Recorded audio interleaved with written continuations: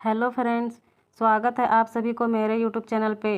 तो आज की हमारी कहानी का नाम है सम्मान। सौभाग्य से मेरा जन्म एक शिक्षक परिवार में हुआ था। मेरे पिताजी शिक्षक थे। परिवार में और लोग भी शिक्षक हैं। मेरे रग रग में शिक्षक का गुण था।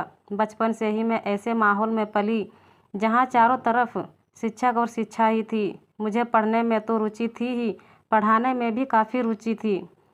अक्सर पिताजी को पढ़ाते देखती थी तो मेरी भी यही इच्छा रहती थी। बचपन की एक घटना मुझे आज भी याद है। एक बार मुझे सिर्फ इसलिए कक्षा से बाहर निकाल दिया गया क्योंकि मैं अपना छोड़ दूसरों का प्रश्न पत्र हल कर रही थी। जैसे जैसे बड़ी होती गई मेरी अभिरुचि बढ़ती जा रही थी। मेरे सहपाठी मेरे आगे पीछे लगे रहते थे क्योंकि मैं उन्हें गृह कार्य में मदद करती थी। लेकिन पढ़ना तो ठीक था, पर पढ़ाने का काम मेरे पिताजी को बिल्कुल पसंद नहीं था। वो अक्सर मुझे कहा करते थे कि जितना पढ़ना है पढ़ो, लेकिन मास्टर साहब बनने की ज़रूरत नहीं है। मैं सोच में पड़ जाती कि वे खुद शिक्षक हैं, फिर भी ऐसी बात क्यों करते हैं। कहते हैं ना कि नेचर और सिग्नेचर बदलने से नहीं बदल सकता। मैं तो पिताजी को ही अपना गुरु मानती थी। ज्ञान एक ऐसा धन है जिसे जितना बांटो बढ़ता ही जाता है।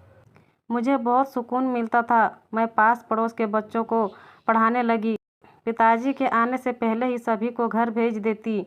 ऐसा नहीं था कि मैं अपनी पढ़ाई में पीछे थी। कक्षा में हमेशा प्रथम स्थान प्राप्त करती थी। एक बार मैं कुछ बच्चों को पढ़ा रही थी। संयोगवश उन्होंने देख लिया। मुझे तो कुछ नहीं कहा, पर माँ को डांट पड़ी। माँ मेरा हरदम पक्ष लेती थी। वो मेरे और पिताजी के बीच ढाल बनकर खड़ी हो जाती। मैंने एक दिन पिताजी से पूछ डाला कि आपको मेरा पढ़ाना क्यों अच्छा नहीं लगता। उन्होंने कहा, देखो बेटा, अब पहले वाली बात नहीं है कि लोग शिक्षक को सिर माथे पर बिठाते थे, उनकी पूजा करते थे। पहले वाला समय अब नहीं रहा। हम लोग आज भी अपने शिक्षकों का चरण स्पर्श करते हैं। भले ही वो रिटायर हो गए हैं, फिर भी उनकी प्रतिष्ठा कम नहीं हुई है। पर आज शिक्षक की कोई प्रतिष्ठा नहीं है। उन्हें वो इज्जत नहीं दी जाती जो एक शिक्षक की होनी चाहिए। शिक्षक मूल्यहीन हो चुके हैं। गुरु शिष्य परंपरा तो विलुप्त हो चुकी है। लोगों का सोच है कि कहीं और जगह नहीं मिली तो शिक्षक बन गया। बच्चे भी आदर करना भूल गए हैं। सामने से गुजर जाते हैं अनदेखा करके।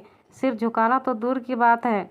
इसलिए मैं कहता हूँ, पढ़ो और कोई अन्य कहीं नौकरी में किस्मत आजमाओ। पिताजी समझाते रहे, मैं चुपचाप सुनती रही। उनकी सारी बातें मेरे ऊपर से निकल गई थी। समय निकलता गया, मेरी पढ़ाई पूरी हो चुकी थी।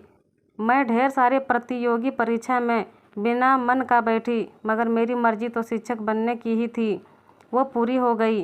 कहते हैं कोई चीज़ दिल से मांगी जाए तो वह अवश्य पूरी होती है। माँ बहुत खुश थी, पर पिताजी ने ऊपरी मन से आशीर्वाद दिया। इसका मुझे कोई मलल नहीं था, क्योंकि मैं कोई और नौकरी करना भी नहीं चाहती थी। मैं पूरे तन मन से लग गई शिक्षादान में।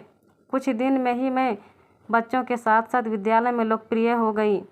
मैंने सभी बच्चों को यह अधिकार दिया कि वो जब चाहे मुझसे सहयोग ले सकते हैं। सही शिक्षक की पहचान वही है जो दुनिया में ज्ञान की रोशनी फैलाए। शाम का समय था।